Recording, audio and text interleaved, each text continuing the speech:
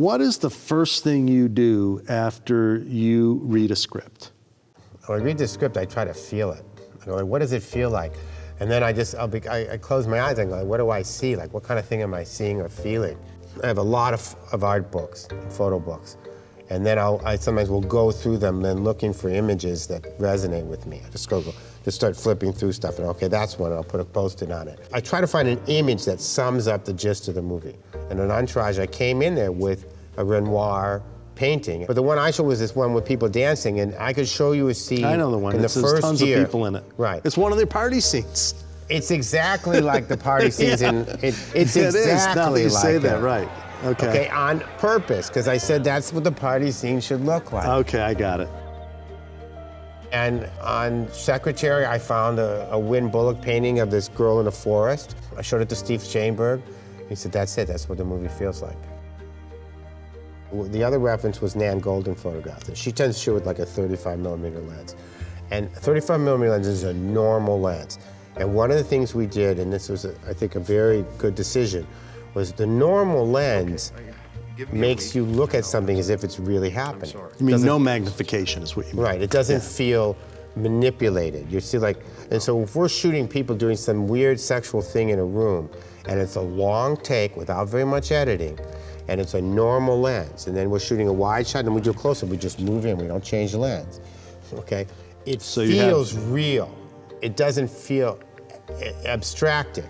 Whereas if you're cutting, say, from a wide angle to then a telephoto shot, the viewer subconsciously feels the manipulation of the director. The director's manipulating your perception, and you're aware of that. So in some ways, it makes it less real what you're seeing. Why are you here? The film was divided into 4 sections of her being her mother and the people she knew, trying to please him, and then finally being her own self, her own woman. And we broke it up also by focal length. We started out wide angle with a 14. The very beginning moves 14mm. Then the most in the middle is 32. That's a pretty tie, but I guess you won't be golfing today. So you do not see a close-up done with a 75mm until the last 5 minutes of the film. And it's so transcendently beautiful because a 75 is more flattering. But it has tremendous impact because you've never even seen her that way. I'm starting from, well, what are we trying to say here? What is the story we're trying to tell? Then, okay, how can I use my tools and the images and the places and the locations and the actors and all the wonderful things that we have, how can we use those in the best way to tell the story? And then the craft of knowing how to use those things by shooting a close-up of you with a wide-angle lens from right here or a close-up of you from a telephoto lens from back here. That's the craft of filmmaking. I would make decisions like, you know, which one of those close-ups I should do based on my interpretation of the story. First of all, I think you can have a great film with poor lighting. But if the shots are not good at telling the story, then I don't think it's a great film. For example, John Cassavetes' films, a movie like Faces, which a lot of people write off and say, oh, it's technically not good. And I completely disagree with that because the shots and the staging are fantastic at telling the story. And then it's a low-budget movie, it's shot at 16, it's grainy, it's not particularly, you're not looking at it going, the lighting is great, even though the lighting is very realistic for what these, you know, what is happening in the story.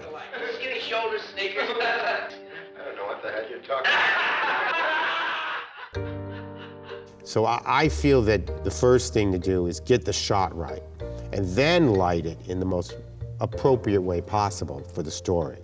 And I don't usually compromise the shot for lighting. For example, I'm not someone who'll say, well, I can light this a lot better if I just use a tighter lens. I will tend to first go, well, what lens should I use to tell the story the best way? And of course, the wider the angle, the harder it's going to be to light it. But if a wide angle is what I want, that's what I'm going to do. And then I'll go, okay, so it's not going to be like quite as well, but the shot is going to be the right shot.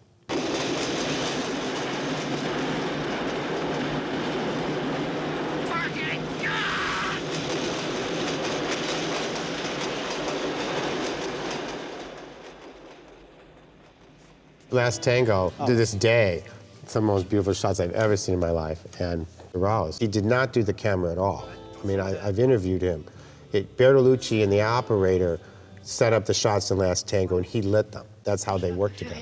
And he actually said, for the beginning of his career, he was interested in light and dark. And then he felt like he had done it all and that he mastered it. And then he said, okay, now I want to concentrate on color. And that was the second half of his career. I always find, I'm always excited. Everything's different. Every day is different. Every set's different. The light is always different. I think one of the reasons I also wanted to go into this field was I felt like I would never know it. I would always be learning.